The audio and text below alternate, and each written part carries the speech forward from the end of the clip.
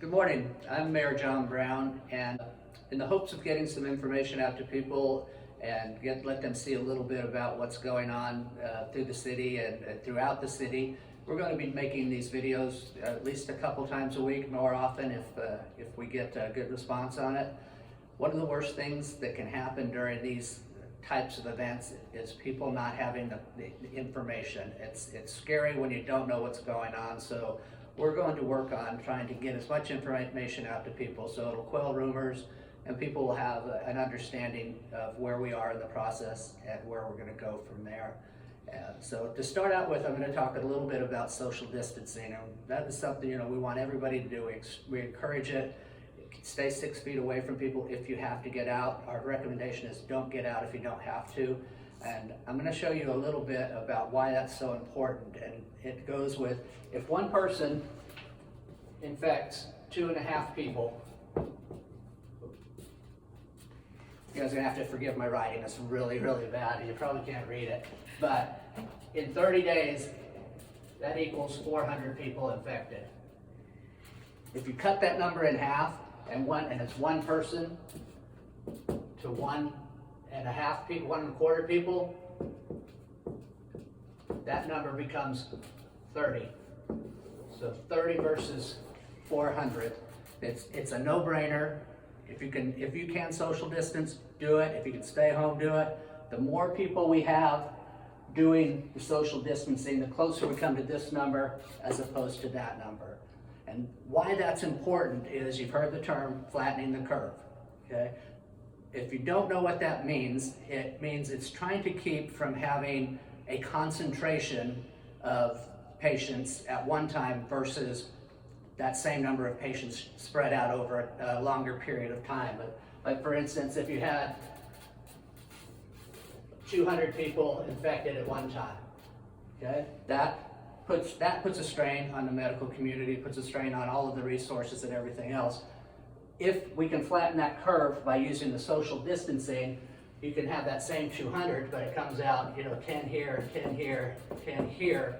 It keeps the health system from being overwhelmed. It also buys time, and the more time we have, the smartest people in the world are working on ways to address this, and the more time we have where we don't have spikes and we have as limited infection rate as possible, the better we are for the city. As we just spoke about social distancing and flattening the curve, as far as what the city can do to help and to expedite that, we have done an emergency closure order for a number of types of businesses. And while we don't want to have to do that to people, because it's going to be a huge financial burden on some of them, and many of them probably, including not just the business owners, but the employees that rely on their wages coming from those employers. But it has to be done in order to limit the exposure, and it's a sad thing. We're going to limit it to the extent that we can and try to have as little impact as possible on people. But it is going to happen, and we'll be meeting tonight at the council meeting to discuss extending it. And while I can't say how everyone's going to vote because I don't know, but I certainly expect that it will be extended for some period of time. So with that in mind, please keep these business owners and little restaurants and things in the front of your mind. And if you can afford it, and I know not everybody can, but if you can, order from them at least once a week, and you can get delivery, you can get curbside, or you can do takeout. But anything you can do to help them and help their employees will go a long ways towards keeping them in business for however long this issue goes on. So please work with them. I know today, I think, is called Takeout Tuesday, and there's a big push on Facebook asking people to order something, take out from your favorite restaurant, and have it for dinner tonight. So that can help out. Something else that can help out is we need to be thoughtful of our neighbors. Whenever you have to get out, if you're going to the store, and if you have elderly neighbors or neighbors that are in a high-risk area, check with them before you go to see if you can pick up any items that they need, so that they can stay in, and that once again helps with the social distancing. And back to going to the store, as we referenced with the flattening the curb, we can do that with groceries as well. You know, if any store you go to now is out of toilet paper and it's out of paper towels, and the reason is because everybody is trying to buy them all at the same time. Whereas if people would buy just what they need, then we get back to this flattened curve where everybody gets what they need. It makes for a better economy, and it just makes for better neighborliness. Some other groups to think about when you're trying to help out. You know, the restaurants, we have the Takeout Tuesdays, but we also have a lot of small businesses that rely on your purchases and your memberships and things like that. So if you are, you know, for instance, if you're a member of a gym, you know, continue to pay your dues and, you know, help that guy out, help the business owner out.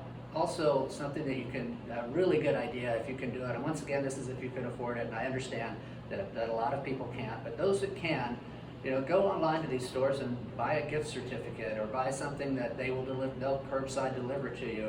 It's an easy way to help out locally owned small businesses. They're the people that you know, they sponsor the baseball teams. They help out with every fundraiser there is. So, you know, it's our turn to go back and try to help them out to the extent that we can. So please try to work to do so, and also the same with the restaurants. Order out when you can. Christine and I try to do it at least twice a week, and just pick your favorite one and help them out. As I said, we're trying to do these to provide information, because if you get on the internet, you can definitely get bogged down and everything and get depressed. But you know, you can use that in two ways. You can use it to get good information, or you can use it to get fears fueled. So I would ask, if you're going to put anything on Facebook, I would make sure that it was accurate before you do it. And secondly, do some fun things. If you're going to be stuck at home, I've been seeing, for instance, somebody putting out a post about, you know, what's the movie that makes you tear up every time you see it, and you know, start something like that. What's the best movie you ever seen? You know, what's the best movie that has a dog in it? You know, stuff like that. Because it helps you get your mind off what's going on, but it also helps you interact with people, and that's one of the things that's scary when you're sheltering in place or staying home as much as possible. You're getting crazy information, and you're also not interacting with people. So that's a couple ways to do it. And the thing to keep in mind is, we're going to get through this. It's going to be a process, and it's not going to be great. I mean, there's going to be things that are going to happen that we don't like, but we can control how we react to what's going on.